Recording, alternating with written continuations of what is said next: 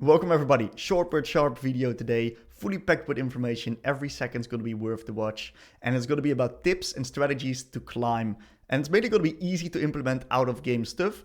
And I recommend that you guys watch it all, look at all the tips, and apply the tips that you find useful into your own gameplay. Enjoy. So the first thing we'll always talk about when it comes to climbing is your champion pool, because consistency is key. Personally, I run a champion pool of 2 champs. This used to be Syndra plus Aurora, and now I swapped Aurora towards Ahri. And many may be wondering, Tim, why do you only run 2 champs? Well, because champion mastery is going to allow you to massively up the laning quality that you have, and also your skirmishing quality. Laning quality is going to allow you to have more impact on the game, and skirmishes is really how you're eventually going to be winning and losing the game. A lot of people gaslight themselves thinking they can have a champion pool of 4 with multiple complex champions. The reality is you're not going to get to the level of skirmishing that's going to be required for you to win these games and really level up your gameplay. So even though I'm currently in Grandmaster, and we actually recommend people sometimes to have up to 4 champions in Master plus Elo, I still keep it to 2 because this is going to allow me to fully focus on the specifics and take my gameplay to the next level. The strategy that I use to queue is I queue mid plus AD carry. I'm a mid main, of course, and I take AD carry second. Why do we do that? Well, in Master plus and EO West, the second most popular role is AD carry. So it means that I'm going to get mid more often than if I would take any other role secondary. This also means that my autofill chances will get reduced as well. And if you guys want more information on completely avoiding autofill, there's going to be a link in the comments. I recommend you check it out. And there's another reason why I take AD carry secondary. It's because AD carry is easy. The macro part of AD carry is really easy and basically brain dead because you just shove waves on mid. And what you can do is you can also play a mage on bot. So my Syndra, which is my main champ at the moment, I can just easily flex towards bot. And I still have that champion mastery and skirmishing power that I otherwise would not have. And that's going to put me in a completely fine position to play AD carry games. I'm also going to be canceling Q. It really depends on how you want to be viewing this. I think if you're middle master and below, you want to cancel Q at estimated time, and everything that it goes over the estimated time you want to cancel and re-queue. For me, since I'm a little bit higher up, the queues are going to be a little bit longer. I cancel my queue if my timer of the queue gets 2 times the timer of my estimated, because that way I'm going to be reducing my autofill and second roll games. I'm also going to be dodging full fill games. I played 5 games fully filled on top and jungle. I lost every single one of them. So from now on, I'm just going to be dodging all of these games because it's absolutely like I'm playing against players that know 100 times as much as me on these roles and they completely get me. So that's just an insta loss. So I'm going to be dodging these from now on. So how do I approach draft and what do I look for when picking my champion? I have a champ pool of 2, so it's not going to be the most complicated thing. It's going to be Syndra and Ahri. And Syndra is a little bit more of a champ that's good in isolated lanes, while Ahri is a little bit more of a skirmisher with her ult.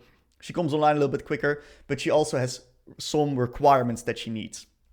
And one of the things that we really need to look out for is multi-threat and how the game plays out. This is mainly decided by the support and by the jungler. Do we have a farming jungle or a fighter jungle? Do we have a lot of CC setup or do we have not that much CC setup? Do we have an enchanter or do we have an engaging support? If we have a lot of multi-threat and CC, I'm much more inclined to pick Ahri because it's so easy for me to land my charm as a follow-up on previous CC done by, for example, a Vi.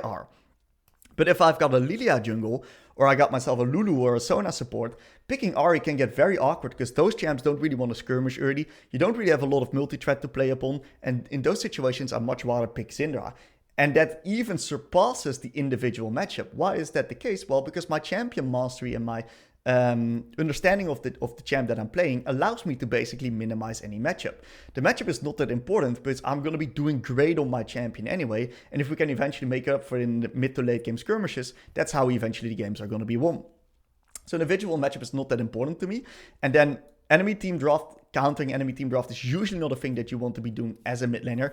You can, but I also usually pick a little bit early into the draft. I most of the time actually give my top laner counter pick. I actually always give my top laner counter pick, and most of the time also my support. Well, there's also going to be reasons where you don't want to do that, depending on what type of elo you are. If you're Master Plus, it can be good to give your support counter pick.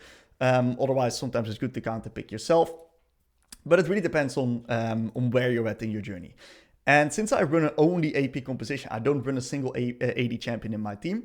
If it's a super bad team comp or a full AP comp, I will dodge. But this has only happened like 3 times over the past 2 months. So it's actually not that much at all. So this section is going to be very dense when it comes to individual tips that you can apply in your games.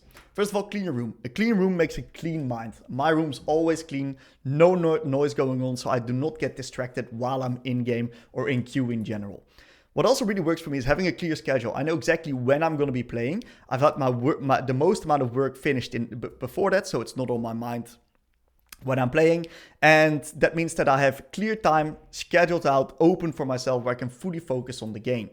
I'm also a player that needs a little bit of a warm-up. There's many different ways that you can warm up. You can warm up by playing a warm-up game. It's going to be quite time heavy, so for people with less time, it can be good to go into practice tool for 5 minutes and a warm-up will suffice.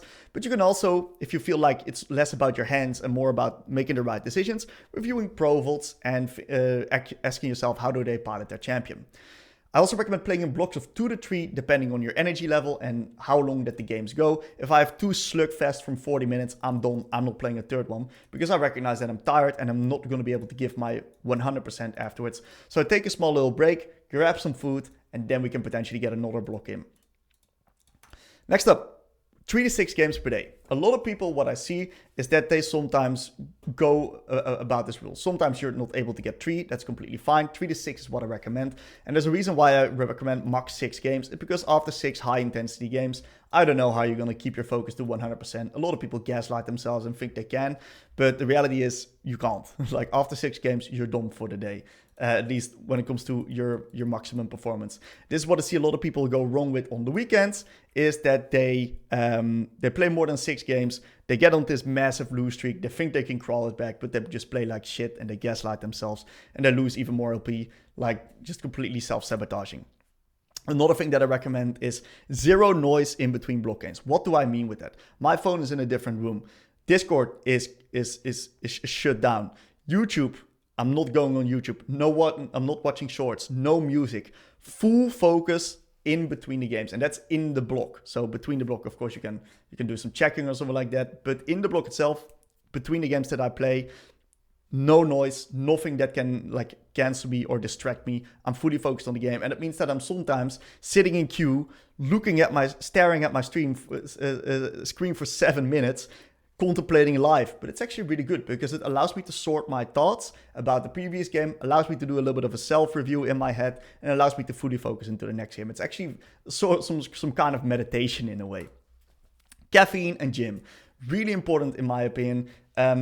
It really depends on how you approach caffeine. Some people are caffeine abusers. Some people use it. I use it in a very specific way as well. I used to not do caffeine. I used to abuse caffeine back in the day. I've tried all different stuff. What works for me is that I drink 1 cup of coffee before my gym, and then I drink 1 cup of coffee right now before my blocking starts. So I'm now capping myself at 2 cups.